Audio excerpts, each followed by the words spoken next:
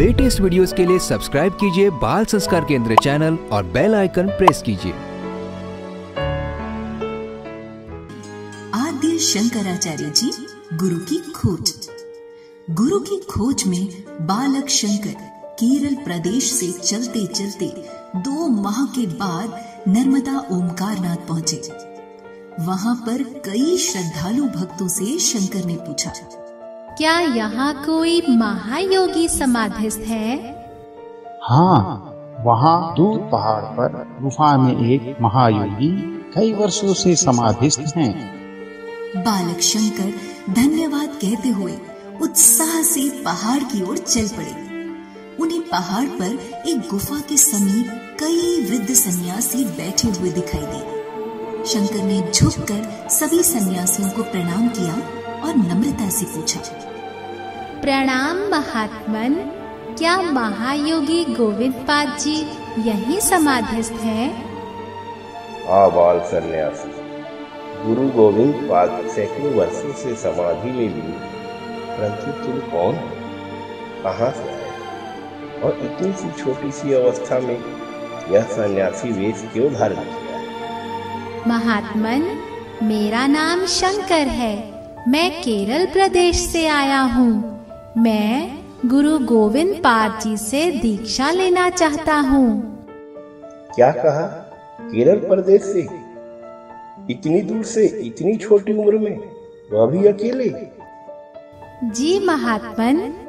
सभी वृद्ध सन्यासी एक दूसरे की ओर आश्चर्य से देखने लगे। तभी एक वृद्ध सन्यासी ने पूछा, क्या कुछ शास्त्र ज्ञान भी रखते हो या फिर ऐसे ही सन्यास वेश धारण कर लिया है? महात्मन, मुझे धार्मिक ग्रंथ कंठस्थ है, परंतु आप जैसे विद्वान वृद्ध सन्यासियों के आगे मैं अपनी क्या योग्यता बताऊं? आप ही शास्त्रों के विषय में जो पूछना चाहते हैं पूछ लीजिए। सभी वृद्ध सन्यासियों ने बारी बारी से रामायण, महाभारत और शास्त्रों के विषय में अनेक गूढ़ प्रश्न किए और शंकर ने सभी के युक्तिपूर्ण उत्तर दिए। मात्र 8 वर्ष के बालक की इतनी विद्वता देखकर सभी वृद्ध सन्यासी आश्चर्यचकित हो गए और बालक शंकर से बहुत प्रभावित हुए। बाल सन्यासी, तुम इतनी दूर से गोविंद पाद के दर्शनों के लिए आए हो, तुम्हारा साहस धन्य है। परंतु गुरु गोविंद पाद ना जाने वर्षों से समाधि में लीन है। कोई नहीं जानता। उनकी समाधि खुलने की प्रतीक्षा में हम यहाँ कई वर्षों से बैठे बैठे वृद्ध हो गए, परंतु अभी तक हम योगी जी के दर्शन, सत्संग का लाभ नहीं हुआ। ना जाने हमारे भाग्य में उनके चरण स्पर्श करने, सत्संग सुनने का योग लिखा है या नहीं। महात्मन, वे महान योगी जिस स्थान पर समाधि लगाए बैठे हैं, मुझे वहीं दर्शन करा दीजिए। चलिए बाल सन्यासी। वृद्ध सन्यासी बालक शंकर को एक गुफा के समीप ले जाकर कहते हैं, इसी गुफा में योगी गोविंद पाद समाधिस्थ है। बालक शंकर ने हाथ में एक दिया लेकर गुफा में प्रवेश किया तो सामने देखते हैं कि पद्मासन लगाए योगी गोविंद पाद समाधि में लीन है।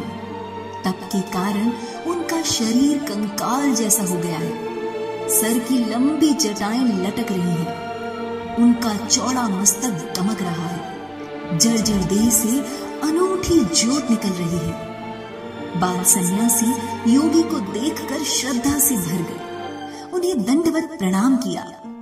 आंखों से हर्ष के आंसू निकल आए। फिर हाथ जोड़कर संस्कृत भाषा में उनका स्तुतिगान किया। शंकर की स्तुतिगान से पूरी गुफा गूंज उठी। बाहर बैठे हुए वृद्ध सन्यासी भी गुफा के भीतर आ गए। सभी ने आश्चर्य से देखा कि गोविंद पाद के शरीर में फिर से प्राणों का स्पंदन होने लगा और गहरी सांस लेकर उन्होंने आंखें खोल दी। सभी वृद्ध सन्यासी बहुत हर्षित हुए और संत गोविंद पाद की जय जयकार की। सैकड़ों वर्षों की समाधि एक सच्चे अधिकारी जिज्ञासु बालक के आने से छूट गई। यह बात तीव्र गति से चारों ओर फैल गई। आसपास के सभी गांव से नर नारी संत गोविंदपाद और बाल सन्यासी के दर्शन के लिए आने लग गए। चारों ओर जय घोष प्रारंभ हो गया। ओमकारनाथ एक तीर्थ क्षेत्र में परिवर्तित हो गया। आगे की कहानी अगले सत्र में। बोलो सद्गुरुदेव भगवान की जय।